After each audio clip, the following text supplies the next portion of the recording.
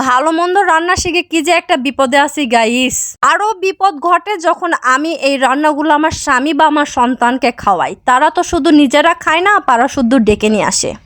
একদিন হুট করে মোমো বানিয়েছিলাম, সেই মোমো খেয়ে আমার ছেলের খুব ভালো লেগেছে। সে আবার তার বন্ধুদের সাথে শেয়ার করেছে, আমার মা খুব ভালো মোমো বানায়, চলো আমি তোমাদেরকে মোমো খাওয়াবো, আমি টিফিনে নিয়ে আসবো। তো টিফিনে মোমো নিয়ে যাওয়ার জন্য তো মাকে ম্যানেজ করতে হবে, তাই আমাকে এসে বলতেছে, মা তুমি হচ্ছে পৃথিবীর বেস্ট শেফ, তোমার হাতে মোমো এত মজা হয় যে খাবে পাগল হয়ে যাবে। তাই আমি আমার বন্ধুদেরকে কথা দিয়ে এসেছি আমার মায়ের হাতে মোমো খাওয়াবো। তাই বাধ্য হয়ে এখন ছেলের বন্ধুদের জন্য মোমো বানাতে হচ্ছে, আর সেই মোমো রেডি করে নিয়ে যাচ্ছি তার স্কুলে। জীবনে ভয়ে কখনো মাকে বলতে পারিনি যে আমার বন্ধু আছে, আর এদিকে নিজের ছেলের বন্ধুদের জন্য আমাকে রান্না করে নিয়ে যেতে হয়।